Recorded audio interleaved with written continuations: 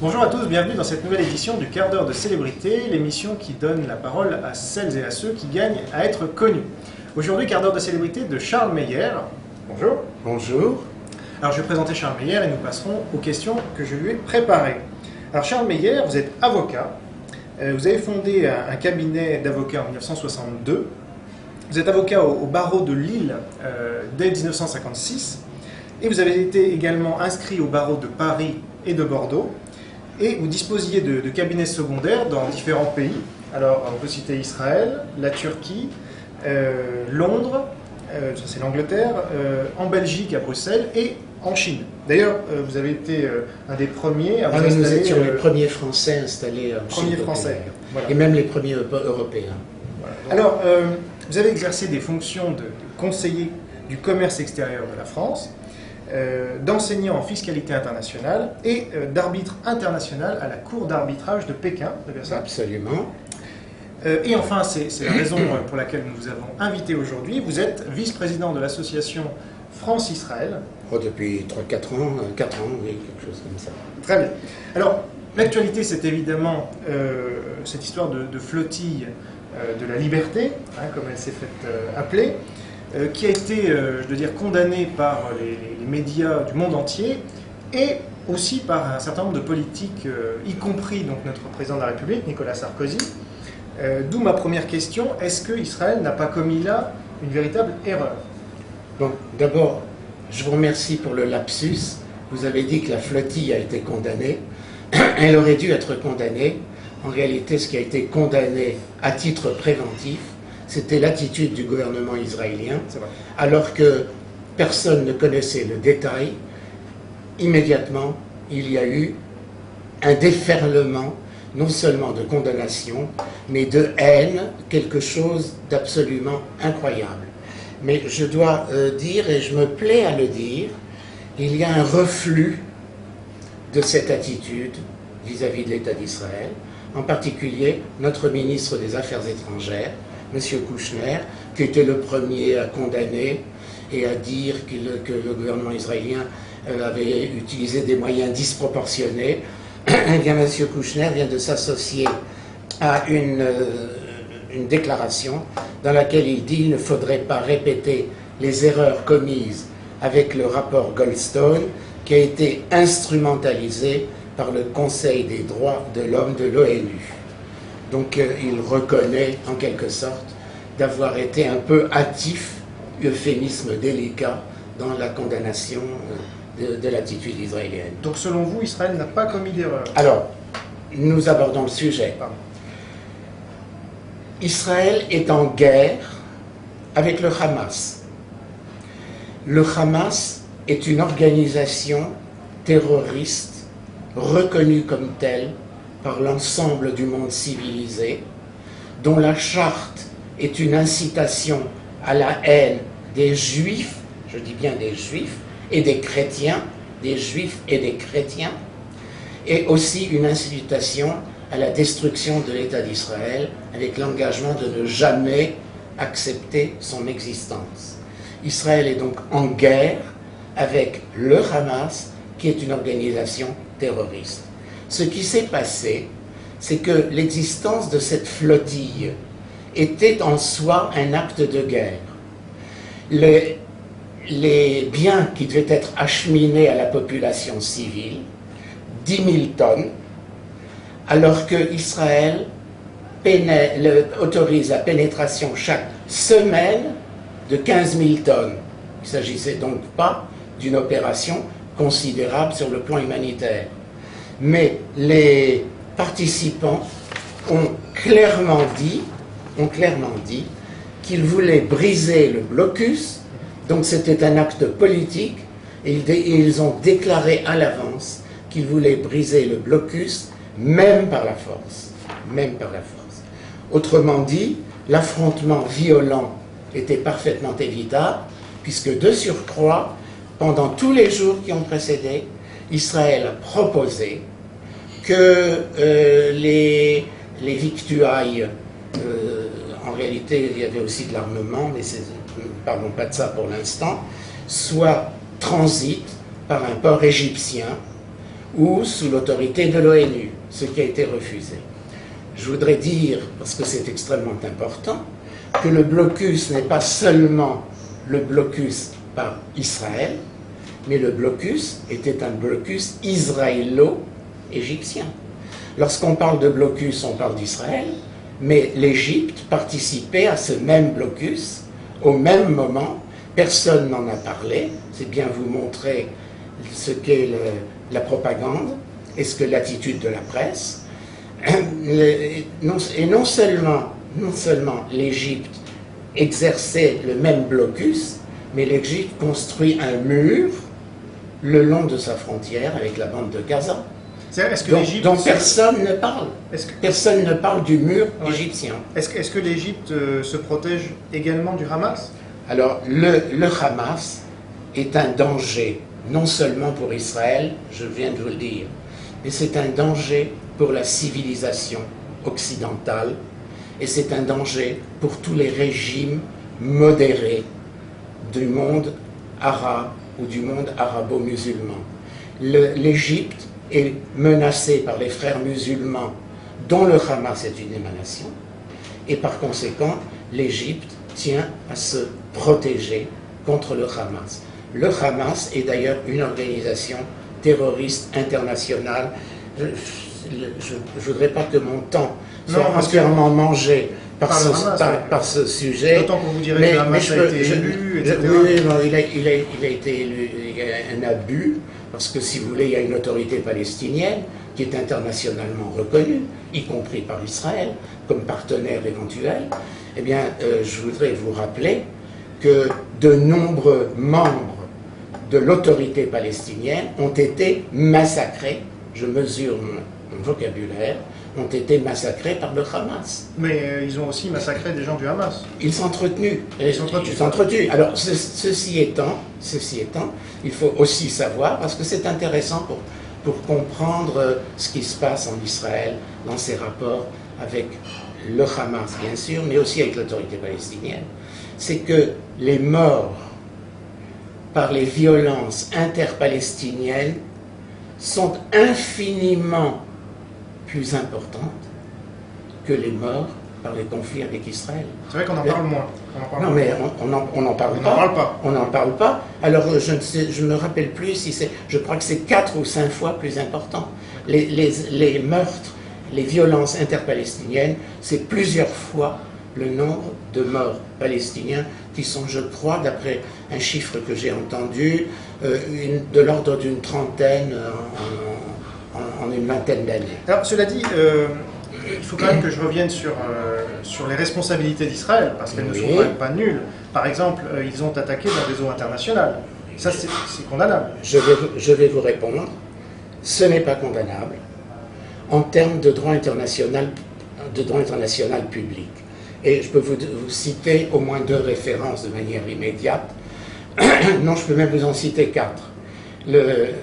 Les traités de gestion des conflits armés dans l'armée française, dans l'armée américaine, le traité de droit international de Charles Rousseau, professeur à Paris, et aussi les différentes interventions du professeur Ruzier, également professeur de droit international public. La réalité juridique est la suivante. Le blocus est une modalité de la guerre connue, reconnue par le droit international public dans la gestion des conflits. Et quand il y a un blocus, eh bien, il est évident qu'il inclut la protection de la zone protégée par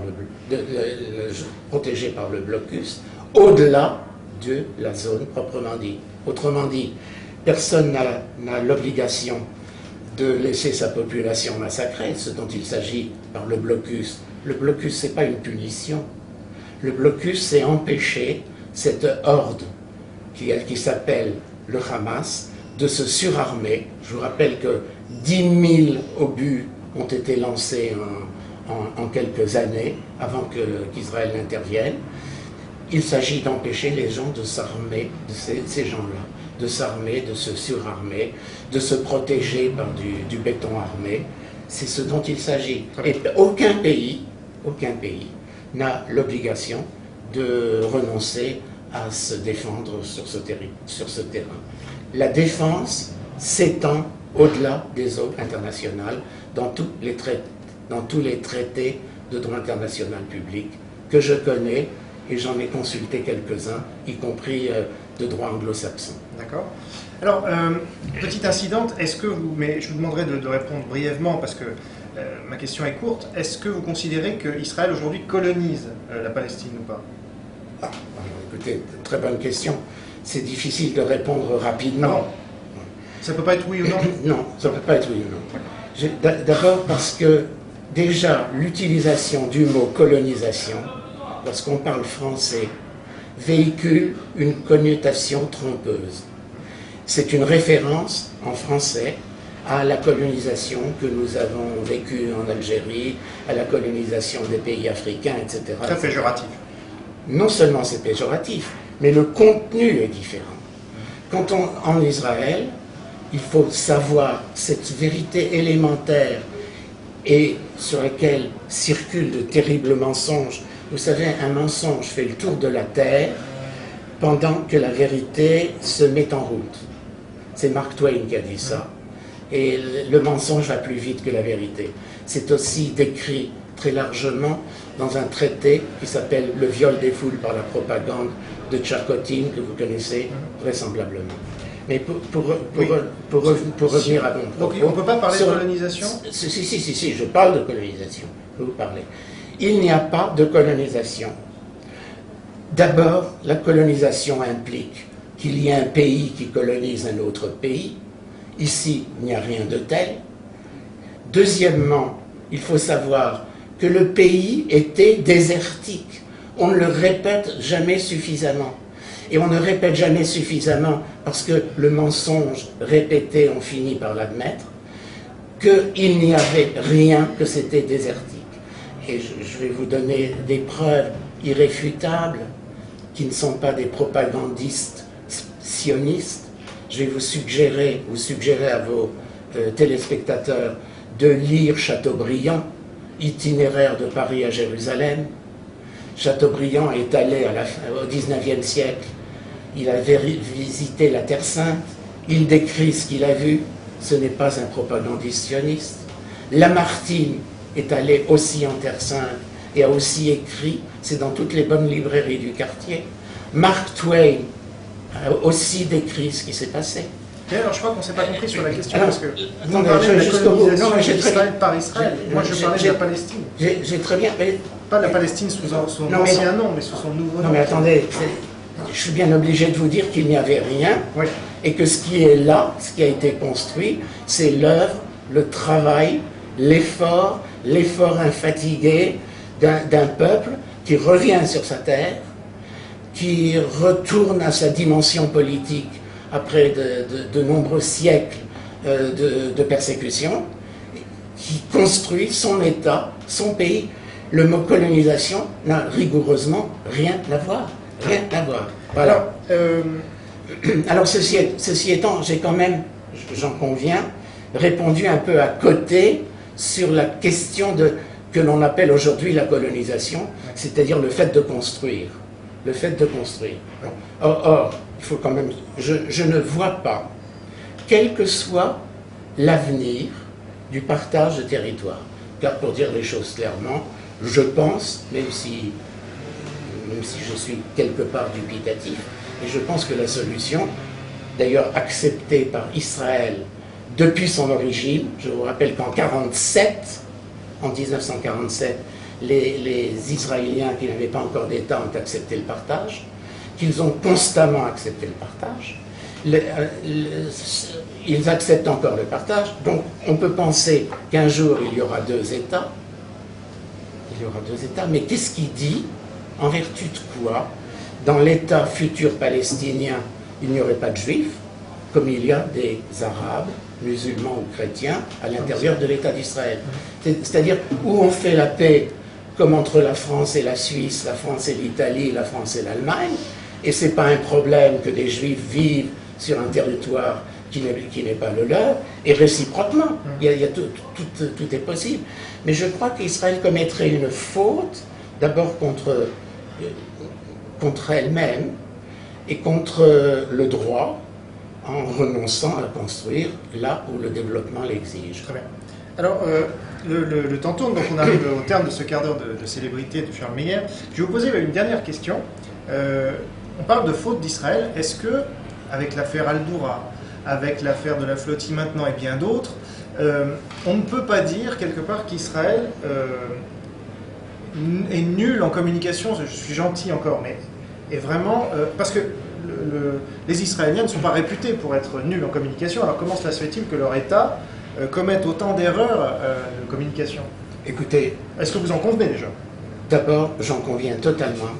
Je trouve infiniment regrettable le dédain des autorités israéliennes depuis toujours, car j'en ai discuté souvent avec des responsables israéliens, des responsables politiques israéliens, des membres du gouvernement israélien.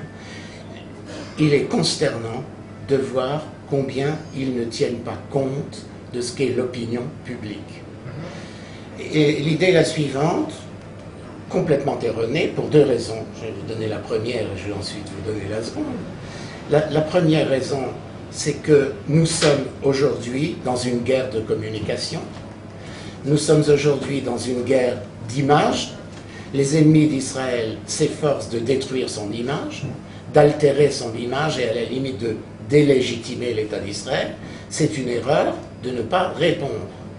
Et la deuxième raison, c'est qu'il est faux, comme le pensent les Israéliens, que tout le monde leur en veut. Les Israéliens disent c'est pas la peine de se défendre à fond contre le rapport Goldstone, contre tout ce qui se passe, contre la délégitimation, contre la désinformation. C'est pas la peine, on ne nous aime pas, faisons notre petit... C'est une erreur, c'est une grave erreur de raisonner de cette manière-là, car malheureusement, on résiste à l'invasion des armées, mais on ne résiste pas facilement à l'invasion des images. C'est déjà Victor Hugo qui a dit ça, oui. Et je crois que c'est quelque chose de très important. Victor Hugo avait dit aussi le fond, la forme, c'est le fond qui remonte. Oui, et puis on pourrait aussi parler de Understanding Media de Marshall McLuhan, qui était un livre superbe écrit il y a 40 ans sur les rapports entre le message et le média. Oui. Alors, en fait, il me vient une dernière question intéressante. Oui. Je pense, vous parlez de délégitimation d'Israël. Moi, il me semble personnellement que le mot sionisme délégitime Israël. Je vais vous expliquer en quelques secondes pourquoi, et puis vous pourrez réagir. C'est-à-dire que c'est le seul État au monde où ses propres ressortissants s'accrochent à un terme qui n'est pas celui de leur État. C'est-à-dire sionisme, bon certes, il y avait un mouvement sioniste qui a créé, et c'était même son but, l'État d'Israël. Enfin maintenant qu'il est créé, est-ce qu'on peut encore parler de sionisme? En ce sens que les anti-sionistes, par exemple, s'appuient sur ce mot pour dire il y a les sionistes, et c'est même devenu une insulte. Bon. Alors est-ce que finalement Israël n'aurait pas intérêt à... Dire sioniste, c'est un mot alternatif pour dire juif. Bah, quand on dit ce sont les sionistes, on veut dire, en réalité, dans le langage des anti-israéliens, sioniste c'est l'équivalent de juif. Bah, alors justement, c'est là où c'est compliqué, parce qu'en fait non. On peut être sioniste sans être juif, enfin voyez. Donc est-ce que, ma question est très simple, est-ce que Israël et les pro-israéliens n'ont pas intérêt à abandonner ce terme de sionisme pour, en fait, relégitimer l'État d'Israël en se disant pro-israélien, tout simplement? Bon, alors d'abord, c'est difficile de répondre à ça en très peu de temps. Mais prenez le temps qu'il faut. L'État d'Israël n'utilise pas, les ministres, les pouvoirs publics n'utilisent pas beaucoup le mot sioniste. Le sionisme, c'est quoi? C'est d'abord l'attitude bimillénaire du peuple juif rêvant de revenir sur sa terre pour reconstruire le pays et reconquérir sa dimension politique. C'est d'autre part le mouvement politique lui-même de retour à la dimension politique à la fin du XIXe siècle, et c'est tout le travail qui a été fait pour créer l'État d'Israël. C'est ça le sionisme. Et implicitement, ça veut dire la légitimité de la propriété du peuple juif sur sa terre. C'est cela que véhicule le mot sionisme. C'est le lien entre l'histoire et la réalité concrète. Alors aujourd'hui, effectivement, l'État d'Israël existe, il y a les Israéliens, mais l'État d'Israël et la terre d'Israël et Jérusalem, ce n'est pas seulement la propriété des Israéliens. Je crois que quand on est juif, et d'ailleurs aussi dans une certaine mesure quand on est chrétien, on se sent concerné par ce qui se passe à Jérusalem et par ce qui se passe en Israël. Donc ça mériterait un très long développement et j'espère ne pas vous avoir déçu dans une formulation un peu lapidaire. C'est moi qui vous le demandais, donc il n'y a aucun souci. Merci beaucoup, ce sera le mot de la fin. Merci à vous d'avoir suivi cette émission jusqu'à son terme. N'oubliez pas que la liberté d'expression ne vaut que si elle est partagée par tous. Et dernière petite chose, donc nous avons appelé à un débat entre M. Meyer et une association pro-palestinienne comme Olivia Zemmour d'Euro-Palestine que nous avons reçue ici. Donc, M. Meyer a accepté et pour l'instant nous attendons encore la réponse de Mme Zemmour. Donc si d'autres associations veulent se manifester, qu'elles n'hésitent pas. Voilà. À bientôt. Nous avons l'habitude de voir refuser le débat. Nous sommes prêts à parler de tout, à discuter de tout. Malheureusement, c'est très difficile. Parfait. Merci à vous. Au revoir.